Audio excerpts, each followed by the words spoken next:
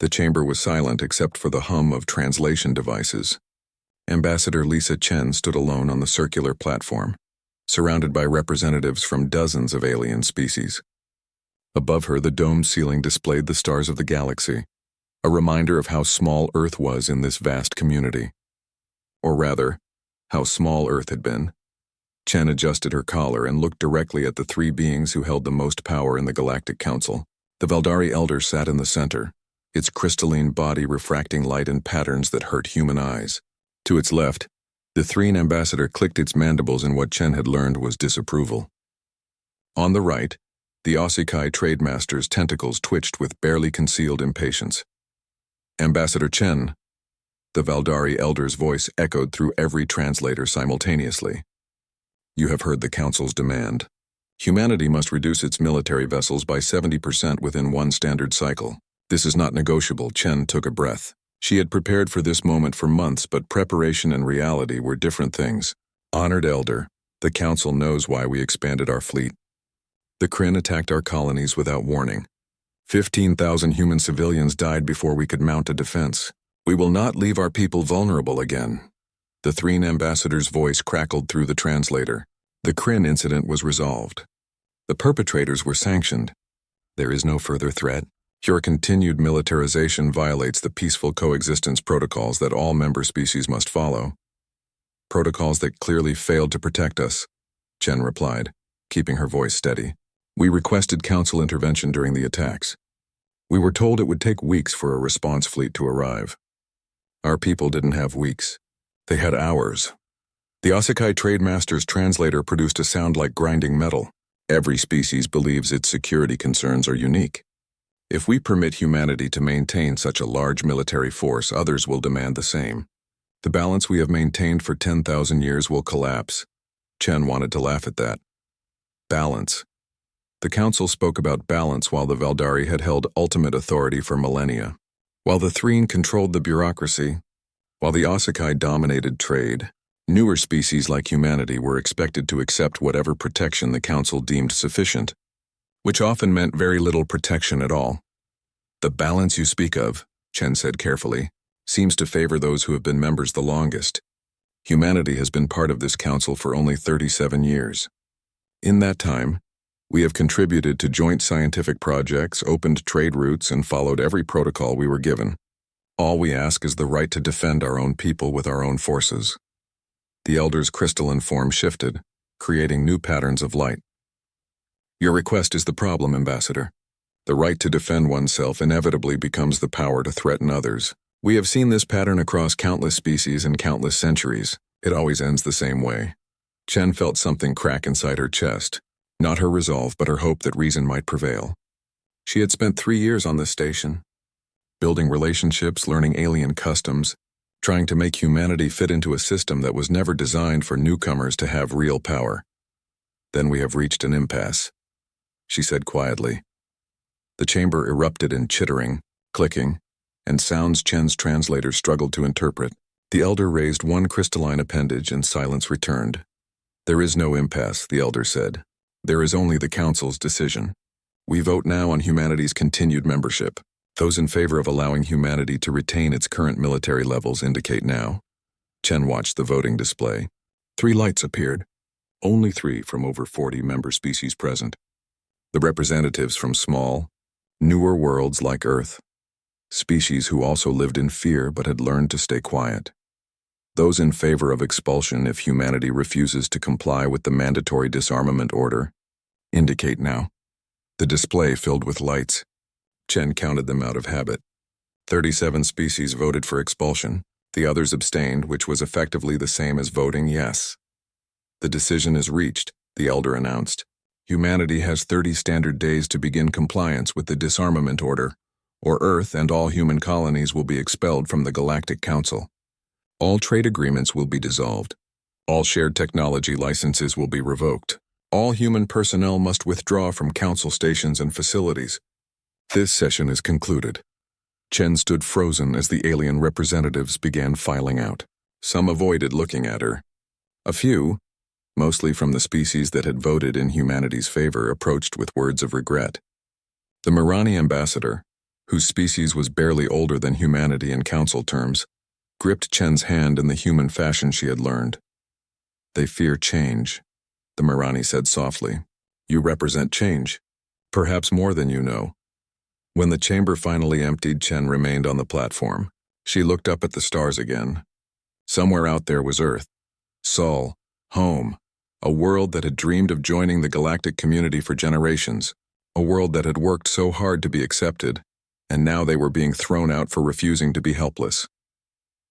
Her communication device buzzed. Admiral Okonkwo's face appeared on the small screen. His dark eyes were calm, but Chen knew him well enough to see the calculation behind them. "I watched the session," he said. "I'm sorry, Lisa." "Don't be," Chen replied, surprised by the steadiness in her own voice. "You warned me this might happen. You said they would never let us be equals." "I did, but I also know you had to try." Okonkwo paused. "The question now is what we do next. Earth needs a decision within the week. Do we comply with their demands or do we accept expulsion?" Chen finally stepped down from the platform and walked toward the exit. "Marcus, can we survive outside the council?" "Truthfully? Survive? Yes. We have 23 colony worlds now. Enough resources to be self-sufficient if we're smart about it. Will it be easy? No. We'll lose access to their trading networks, their shared research databases, their navigation maps of the safer routes through the galaxy." He smiled slightly. "But we'll also lose their restrictions, their oversight, and their assumption that we should be grateful for whatever scraps they give us." "You sound almost optimistic." "I am, actually. We've been playing by their rules, trying to fit into their system. Maybe it's time we build our own system." Chen reached her quarters and began packing her few personal belongings. Holophotos of her family, a small stone from the beach where she grew up, a medal from her diplomatic academy graduation, things that reminded her why she did this work. "There's something else you should know," Okonkwo continued. "Director Voss has been running projections. If we accept expulsion and redirect the resources we've been spending on council fees and compliance costs, we could double our colonial expansion in 5 years, triple our shipbuilding capacity. We've been so focused on meeting their standards that we haven't explored what our own standards might be." Chen held up the stone from her childhood beach, watching light play across its surface. She thought about the Valdari Elder, sitting in its seat of power, so certain that the old ways were the only ways. She thought about the Threen bureaucrats who measured everything by regulations written before humans had even discovered fire. She thought about the Osikai merchants who saw every interaction as a transaction to be won. Then she thought about humanity. Stubborn, creative, adaptable humanity, the species that had survived ice ages and plagues and wars and had still reached for the stars. "Tell Director Voss to start the projections for full independence," Chen said. "Tell the colonial governors to prepare for potential supply disruptions, but also for new opportunities. And Marcus, start talking to your admirals about what we'll need not just to defend ourselves, but to thrive." "You're certain? They wanted to teach us a lesson," Chen said, looking one last time at the stars outside her window. "They're going to learn one instead. You don't exile a species and expect them to disappear. You just give them a reason to prove you wrong." She ended the call and began composing her final message to the council. It would be brief and professional. She would thank them for the opportunity to participate. She would express hope for future cooperation as independent entities. But in her private journal, she wrote something different. Something that would eventually become famous, though she didn't know it yet. "Today they cast us out because they feared what we might become. They will spend the next decades discovering what we will become. And it will be glorious." 5 years had changed everything. Director Sarah Voss stood in the observation deck of Armstrong Station orbiting Earth and watched the construction below. 3 new ships were taking shape in the orbital yards, not the sleek diplomatic vessels humanity had built to impress the Council, but sturdy, practical ships designed for a different purpose: exploration, defense, independence. "The Wellington will be ready for launch in 3 weeks," Admiral Okonkwo said, joining her at the window. "The other 2 by month's end. And the mobile shipyards? The first one departs for New Sarajevo next week. Once it's operational, we won't need to bring every ship back to Sol for major repairs or construction. Each colony cluster will have its own shipbuilding capacity." Voss nodded, making notes on her data pad. 5 years ago, when the Council had expelled them, she had been terrified. She remembered the panic in the colonial governments, the fear in Earth's general population, the predictions of economic collapse. Some economists had said humanity would be begging for readmission within 2 years. Those economists had been wrong. "What's the status on the Terraform initiative?" she asked. Okonkwo pulled up a holographic display. Red dots appeared across a star map, each one representing a world. "We've established preliminary colonies on 7 worlds that the Council classified as marginal. Too hot, too cold, wrong atmosphere, high gravity. The kind of places they considered not worth the effort.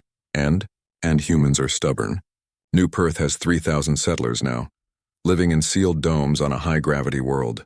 They've adapted their building techniques, developed new architectural approaches. They're actually thriving. New Reykjavik has turned its frozen oceans into an advantage, using geothermal energy more efficiently than any of our temperate colonies. We're learning that marginal doesn't mean impossible. It just means harder." Voss smiled. "Which means fewer competitors for those worlds." "Exactly. While the Council species fight over the perfect garden worlds, we're claiming everything they overlooked. In 10 years, humanity will have more colonies than species that have been in space for centuries." A chime interrupted them. Voss accepted the incoming call and Dr. Jin Park's face appeared in the hologram. The physicist looked exhausted but excited, a combination Voss had learned meant a breakthrough. "Director Admiral, I have news. We've done it. Stable quantum entanglement communication across 12 light years, real time, no lag." Okonkwo leaned forward. "You're certain?" "I just had a conversation with the research team on Alpha Centauri." Not a delayed message. A conversation. We were finishing each other's sentences. Dr. Park grinned. "The Council's Ansible network takes hours or days to relay messages depending on distance. Ours is instantaneous." Voss understood the implications immediately. Fleet coordination. Among other things, Dr. Park confirmed. "Imagine a defensive network where every ship, every station, every colony can communicate in real time. Where decisions don't have to wait for light-speed communication. Where we can respond to threats as a unified whole rather than isolated pieces." "How long until we can scale it up?" Okonkwo asked. 6 months for a network connecting our core colonies.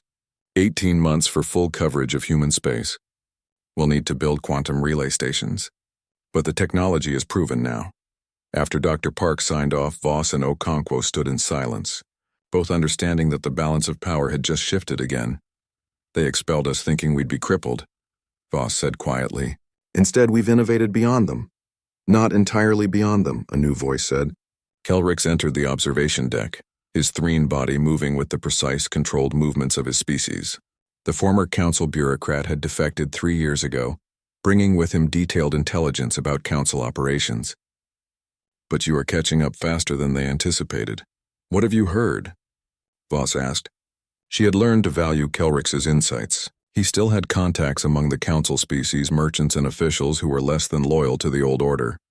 Confusion, mostly. The Council expected you to struggle. They expected economic decline, social unrest, colonies declaring independence from Earth. Instead, they're seeing coordinated growth. Your trade networks with independent merchant clans are thriving. Your colonies are actually working together rather than competing. Because we're treating them as partners, not possessions," Voss said. "Every colonial governor has a vote in the Colonial Assembly. Every major decision is debated and agreed upon collectively. It's slower sometimes, but it's stronger." Kelrix's mandibles clicked, and what Voss had learned was amusement. "You are describing something the Council preaches but does not practice. They speak of cooperation while the Valdari make all major decisions. You are actually doing it." "Have you heard anything about the refugees?" Okonkwo asked. "More arrive every month, not just individuals but entire ships. Merchants who are tired of Council trade restrictions. Scientists who want to research topics the Council considers inappropriate. Families from client species who see opportunity in your colonies." Kelrix paused. "There is a Mirani transport heading to New Sarajevo next week. 2,000 passengers. They are calling it the Freedom Fleet." Voss pulled up data on New Sarajevo. The colony had become something unexpected. Founded as an agricultural settlement, it had transformed into a cultural crossroads. Human settlers lived alongside Mirani refugees, independent Threen, even a few Osikai who had abandoned their merchant clans. The colonial governor had reported tensions at first, but also surprising cooperation. New Sarajevo requested additional infrastructure support, Voss said. Agricultural equipment, housing modules, medical facilities. With 2,000 more residents, they'll need it immediately. I'll arrange the transport, Okonkwo said. The Wellington's first mission can be a supply run. Good publicity too, showing that our new ships serve humanitarian purposes. Everything serves multiple purposes now, Voss observed. That's what they never understood. They saw military or civilian, science or defense, trade or security. We see integration, synergy.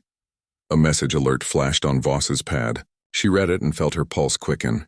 Speaking of synergy, Captain Osei has sent a preliminary report from her deep space expedition. Captain Amara Osei commanded the exploration vessel Endeavour, leading humanity's first major expedition beyond the regions controlled by the Council or any known power. She had departed 8 months ago with a mandate to seek new worlds, new resources, and new opportunities. Voss opened the full report and projected it as a hologram. An image appeared, and both she and Okonkwo stared in silence.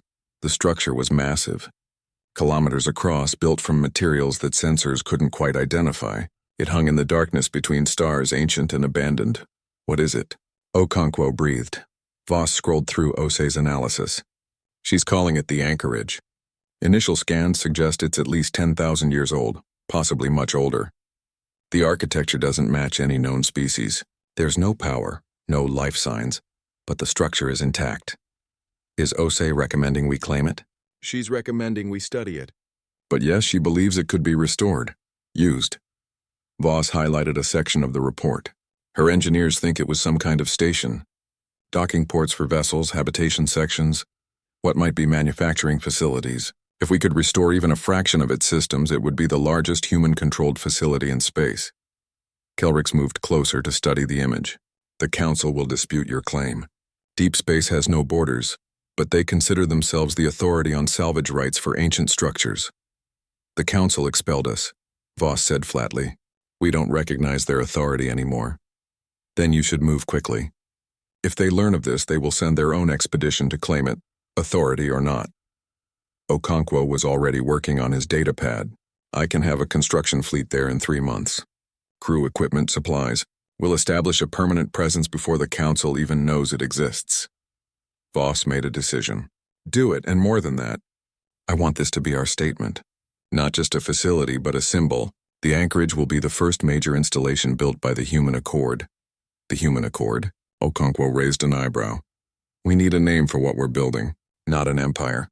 Not Earth dominating its colonies. An accord, an agreement. Humans and anyone else who wants to join us, working together, protecting each other, growing together. Voss looked at Kelrix. You fled the Council to join us. The Mirani are seeking refuge with us. Others will come. We're becoming more than just humanity in space. We're becoming a coalition.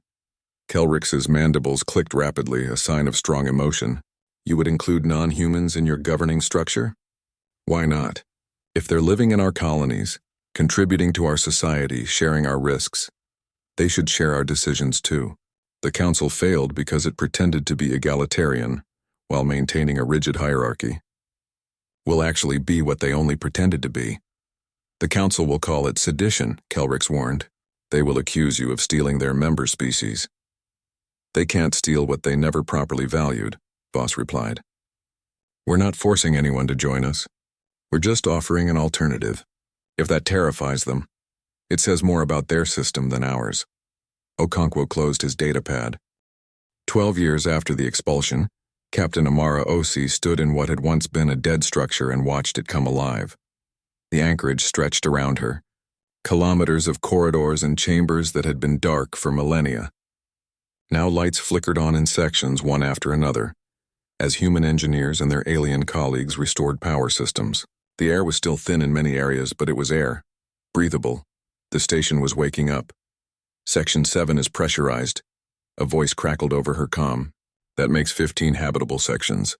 We can start moving the civilian personnel over from the temporary habitats.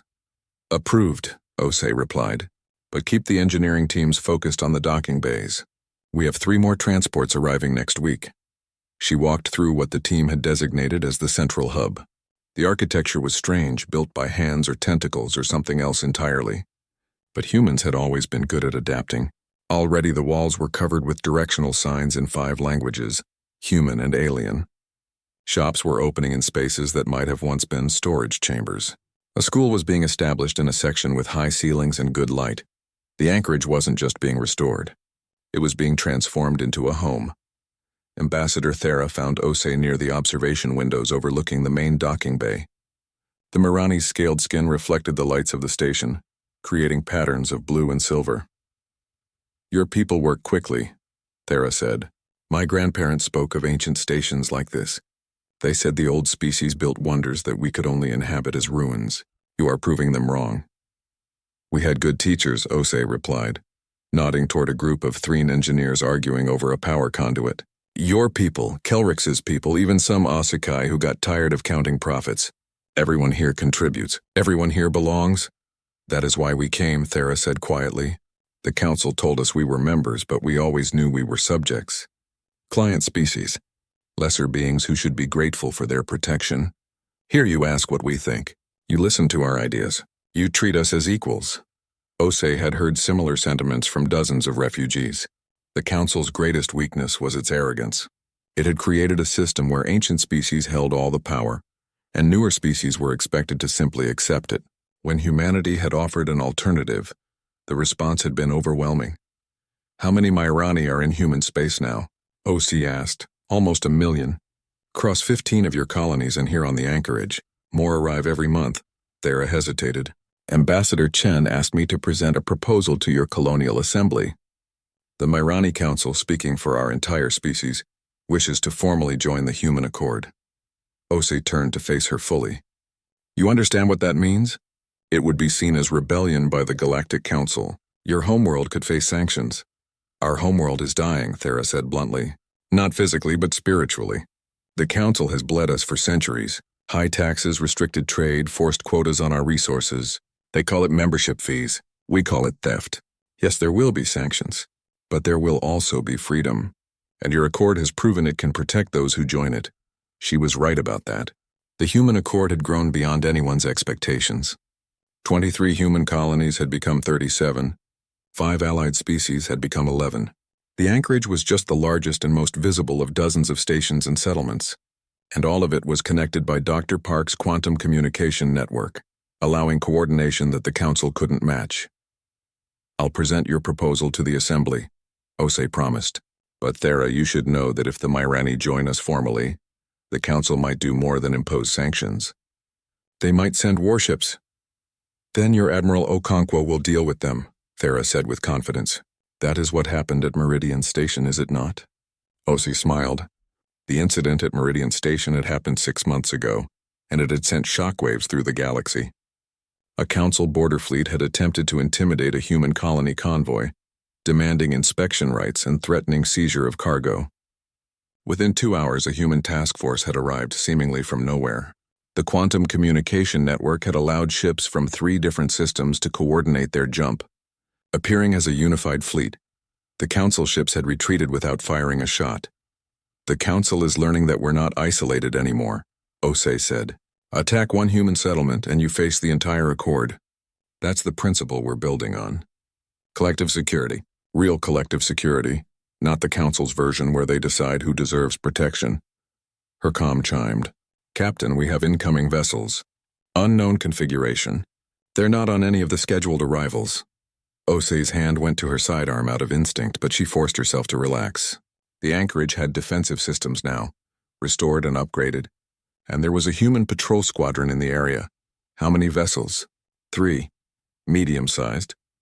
"They're broadcasting a request for communication. They say they're from the Valdari." Osei and Thera exchanged glances. The Valdari were the council's eldest species, the ones who had held power for 10,000 years. They rarely traveled beyond council space anymore, preferring to let younger species do the work while they maintained authority. "I'll take the call in the command center," Osei said. "Thera, you might want to come." This could be interesting. The command center was still being built, but it was functional. Screens showed the approaching vessels, elegant ships with the crystalline architecture that was the Valdari signature. Osei accepted the communication request. The Valdari who appeared on screen was young, at least by their standards. Its crystalline structure was still clear, not yet clouded by the centuries that marked the elders. "I am Counselor Vane," the Valdari said. its voice coming through the translator with unusual clarity. I request permission to dock and speak with the human leadership. This is Captain Amara Osei, commanding the Anchorage facility. What is your purpose here, counselor?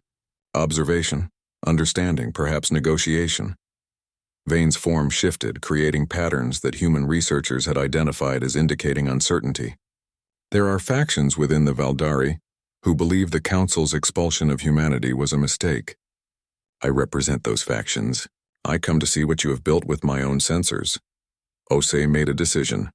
You may dock, but understand that you are here as a guest, not as an authority. The Human Accord doesn't recognize Council jurisdiction in this region of space. I would not expect you to. I come as an individual, not as the Council's representative. After the Valdari ship docked, Osei met Vane in one of the restored habitation sections. She had chosen it deliberately. The section was bustling with activity. Human children played in a recreational area while their parents worked nearby. Mirani merchants were setting up a shop selling traditional foods. A Threen teacher was conducting a class on galactic history, attended by students of 4 different species. Vane stood silently, watching the scene for several minutes. This is not what I expected, the Valdari finally said. What did you expect? A military outpost, weapons, fortifications. The Council's reports describe the Human Accord as a threat. A militaristic expansion driven by conquest, Osei laughed. We have weapons. We have fortifications. But that's not what we are. This is what we are. People living together, working together, building something better than what came before. The Council will say you are stealing their member species. We're not stealing anyone. They're choosing to come here. Can you blame them? Look around, counselor. Do these people look oppressed? Do they look like they're suffering? Vane moved through the section and Osei followed. The Valdari stopped to watch the Threen teacher for a moment. She is teaching that the Council's formation was a peaceful unification, Vane observed. That is not entirely accurate. There was conflict, resistance, species who did not wish to join. So why is she teaching it that way? Because the elders decided that was the official history. Dissenting views are discouraged. Vane's form shifted again. I did not realize until recently how much of our history has been curated, edited, controlled. They walked to an observation window. From here, they could see human ships docking alongside Mirani transports and independent merchant vessels. The traffic was constant. The Anchorage had become a hub, a crossing point for anyone who wanted to trade or travel outside Council control. How did you do it? Vane asked. How did humanity go from expelled and isolated to this in only 12 years? We didn't do it alone, Osei said. That's the secret the Council never understood. They built a system where they were at the center and everyone else orbited around them. We built a system where everyone is part of the center. Humans, Mirani, Threen, and anyone else who wants to join. We pool our knowledge, our resources, our strengths, and we cover each other's weaknesses. The quantum communication network, you know about that? The Council knows. It terrifies them. They understand that it gives you a coordination advantage they cannot match. Their Ansible network is faster than light, but it still has lag. You have instantaneous communication across light years. In a conflict, that advantage would be decisive. Osei chose her words carefully. We don't want a conflict with the Council. Despite what happened 12 years ago, despite the sanctions and the border harassment. 18 years after the expulsion, the galaxy was fracturing. Admiral Marcus Okonkwo stood in the war room aboard the flagship Unity, studying holographic displays that showed fleet positions across a dozen systems. Red markers indicated Council forces. Blue marked human vessels. Green showed allied species. And yellow marked the growing number of neutral systems that were watching to see which side would prevail. The Osakai merchant clans have confirmed, Commander Hayes reported. They're signing trade agreements with us. Not all of them, but enough. The hardliners in the Council are furious. Let them be furious, Okonkwo replied. The Osakai are merchants. They go where the profit is. And right now the profit is with us, it was true. Despite the Council's sanctions and restrictions, the Human Accord's economy was booming. Open trade policies, minimal bureaucracy, and the quantum communication network that allowed instant transactions across light years had made human space attractive to merchants galaxy-wide. Even Council species officially banned from trading with humanity were finding ways around the restrictions. The Council's monopoly on galactic trade was crumbling. Sir, we have a situation, Lieutenant Chen announced from the communications station. Council broadcast across all frequencies. Priority emergency signal. Okonkwo pulled up the transmission. The face of the Valdari elder appeared, the same one who had expelled humanity nearly 2 decades ago. But the crystalline being looked different now, clouded, aged, desperate. To all species of the galaxy, the elder's voice echoed, the Galactic Council has evidence of a grave crime. 3 days ago, the peaceful world of Zenthar Prime was attacked. A human vessel was observed fleeing the scene.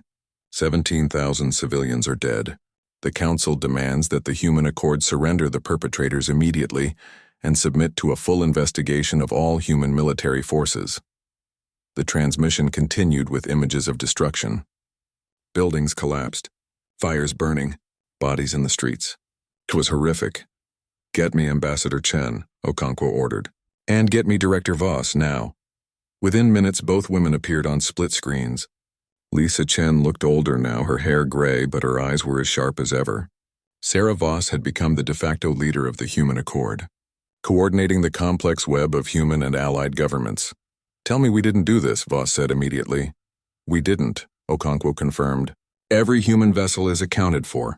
I have quantum logs showing the positions of all our ships at the time of the attack. None were near Zenthar Prime. Then why are they claiming we were? Chen asked.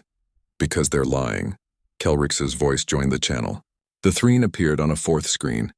I have contacts in the Council bureaucracy. This has Valdari Hardliner Operation written all over it. They're facing a collapse of their authority. 3 more species have voted to leave the Council this month. The Osakai are openly defying trade sanctions. They needed an excuse to unite the Council against a common enemy. So they staged an attack on their own capital and blamed us. Voss said flatly. It's a classic strategy, Kelrix confirmed. Create a crisis. Blame the outsider. Rally support. I've seen it attempted before, though never at this scale. Can we prove it? Chen asked. I'm working on that. But proof takes time, and the Council is not giving us time. They've issued an ultimatum. Surrender your military forces for inspection, or they will initiate what they're calling pacification operations. Okonkwo pulled up tactical displays. They have 47 capital ships massing at the border. Another 100 support vessels. It's the largest Council military operation in centuries. Can we match that? Voss asked in raw numbers. Not quite. We have 38 capital ships and about 70 support vessels in range. But we have the quantum network. We can coordinate better than they can, and our people know what they're fighting for. Chen leaned forward on her screen. Marcus, we need to avoid war if possible. Even if we win, the casualties would be enormous. I know, but we also can't surrender. If we submit to their inspection, they'll find some excuse to dismantle our fleet. We'll be defenseless. Voss was quiet for a moment, then spoke with the tone of someone who had made a difficult decision. Marcus, prepare our fleets for defensive operations. Lisa, prepare to broadcast a response to the galaxy. Not just to the Council, but to everyone. Every species, every world. We need to tell our side of this. What are you thinking? Chen asked. I'm thinking that the Council made a mistake.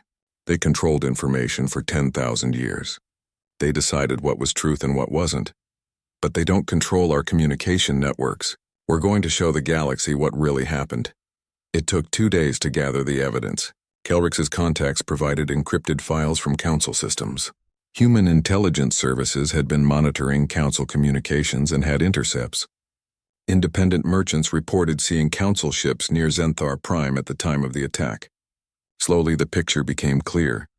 The attack had been staged by Valdari hardliners. They had used a captured human shuttle, modified to broadcast human identification signals.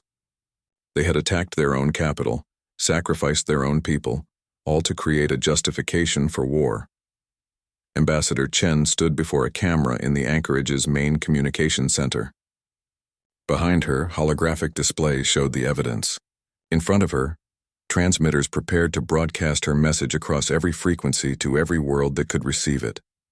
People of the galaxy, she began. I am Ambassador Lisa Chen of the Human Accord. 18 years ago, humanity was expelled from the Galactic Council for refusing to make ourselves defenseless. Today, the Council accuses us of attacking their capital. This is a lie. She began laying out the evidence, the timeline that showed Council ships in the area. The analysis of the attack patterns that matched Council weapons, not human ones. The intercepted communications between Valdari commanders. The testimony from independent witnesses. The Council claims to maintain order. Chen continued. But what kind of order requires lies? What kind of peace demands the sacrifice of innocent civilians? They attack their own people to manufacture a justification for attacking us. Because they fear what we represent? Not our weapons, but our ideas. She paused, letting that sink in. For 10,000 years, the Council has told the galaxy how to live, what to trade, who to fight, what to believe. They have maintained their authority through control and intimidation. We offered an alternative. A society where every voice matters. Where cooperation is real, not performed. Where species work together because they choose to, not because they're forced to. And they cannot allow that alternative to succeed.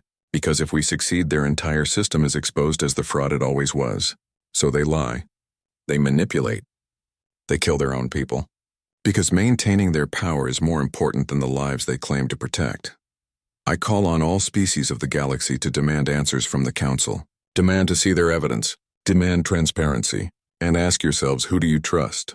The ancient power structure that demands obedience? Or the growing coalition that asks only for cooperation?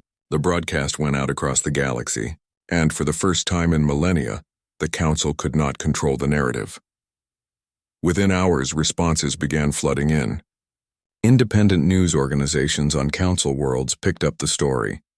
Scientists analyzed the evidence and confirmed its authenticity. Protests erupted on several Council worlds, demanding accountability. The Council's response was to declare Chen's broadcast as propaganda and to accelerate their military timeline. The Battle of Meridian Gate began 3 days later. The Council fleet advanced into human space, targeting a border outpost. They expected to overwhelm it quickly, to show their strength. What they found instead was the full might of the Human Accord's defensive network. Okonkwo commanded from the Unity, but he wasn't alone. Quantum communication linked him to captains of dozens of ships across multiple systems. They didn't fight as individual vessels. They fought as one organism, coordinating with a precision the Council couldn't match. When Council ships moved to flank, human vessels had already repositioned. When they concentrated fire, humans dispersed. When they tried to jam communications, they found that quantum entanglement couldn't be jammed. The battle lasted 6 hours. No human ships were destroyed, though several were damaged. The Council lost 3 capital ships and had 7 more severely damaged. But more importantly, they lost their confidence. They had come expecting to crush an inferior force. Instead, they had been outmaneuvered and outfought by species they considered young and inexperienced. The Council fleet retreated. Admiral Okonkwo stood in the war room, watching the red markers fall back across the border. Around him, his crew was exhausted but jubilant. They had won, not by destroying the enemy, but by proving they couldn't be destroyed. "Get me casualty reports from all ships," he ordered, "and prepare medical support for any crew that needs it." "Sir, we're receiving multiple transmissions," Lieutenant Chen reported. From Council worlds, 3 species have just declared independence. They're requesting to join the Human Accord. Voss appeared on screen looking as exhausted as Okonkwo felt. The Council is fracturing. Their military failure, combined with the exposure of the false flag attack, has broken their authority. 25 years after the expulsion, Ambassador Lisa Chen walked through corridors she had not seen in decades.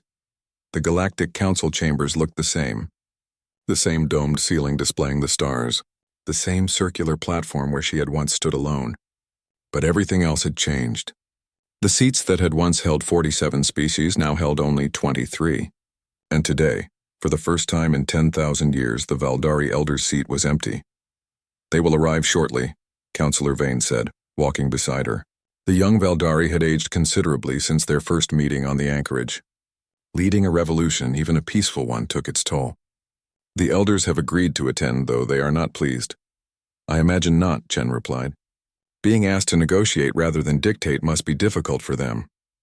You should know that many Council members still oppose this summit. They see it as surrender. It's not surrender. It's adaptation." Chen stopped at the observation window, looking out at the assembled ships. Human vessels floated alongside Mirani transports, 3 science ships and dozens of others. But there were also Council ships. Not as many as before, but they were here. "The galaxy has changed, Vane. The question is whether the Council can change with it. The summit had been 3 years in the making. After the Battle of Meridian Gate, the Council had fractured. 7 species had declared independence, joining the Human Accord or forming their own coalitions.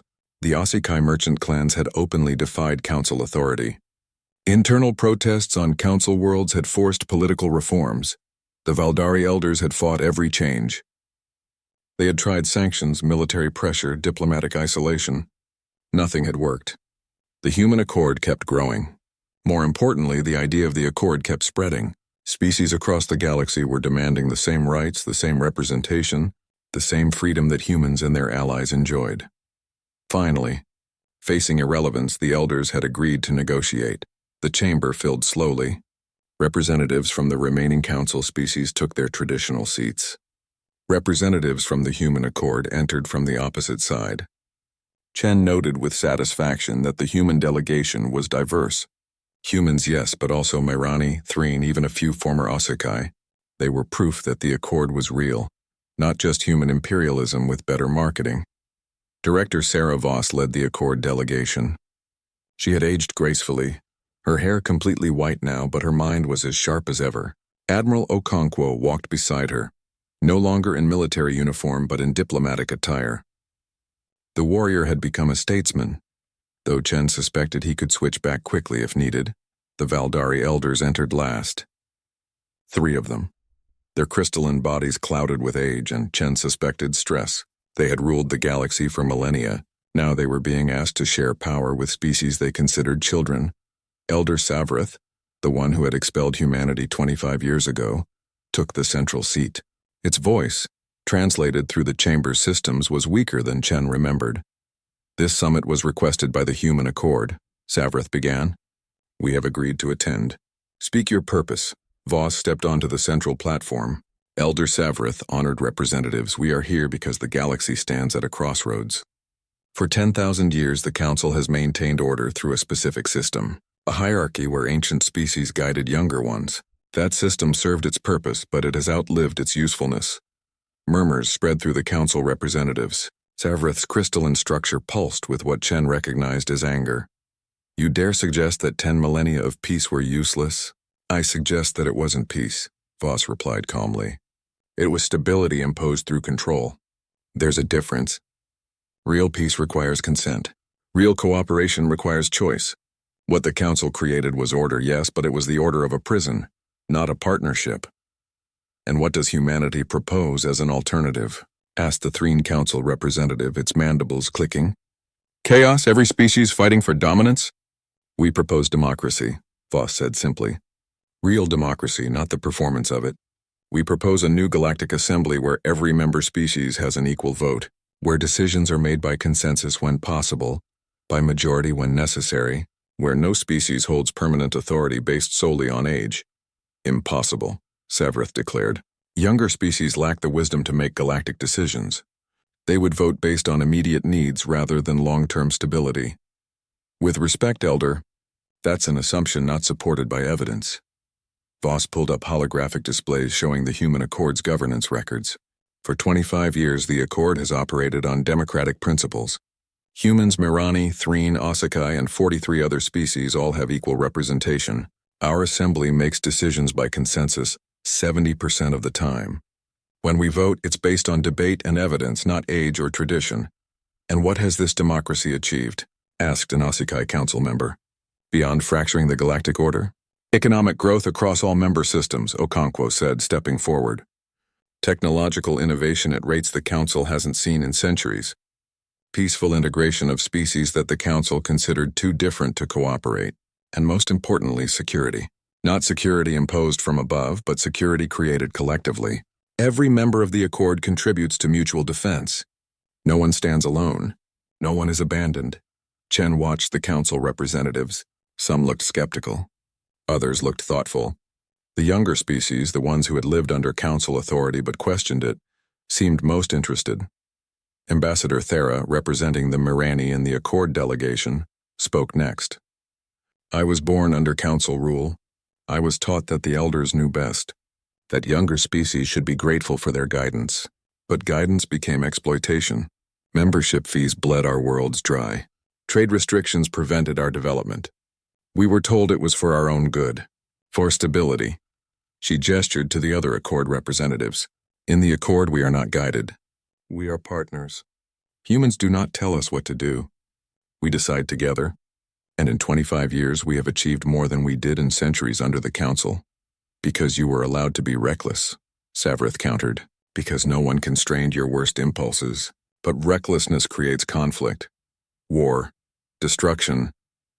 The only war in the past 25 years was started by the Council, Voss said quietly. You staged a false flag attack on your own capital and blamed us. You sent fleets to destroy human settlements. You created the conflict you claimed to prevent. Silence fell over the chamber. Even now, 2 years after the truth had been exposed, it was painful to acknowledge. Councillor Vane stood. The Elder speaks of wisdom. But where was wisdom in attacking our own people? Where was wisdom in lying to the entire galaxy? The Council claims moral authority, but we forfeited that authority through our own actions. Traitor, Savrith hissed at Vane. You betray 10,000 years of Valdari leadership.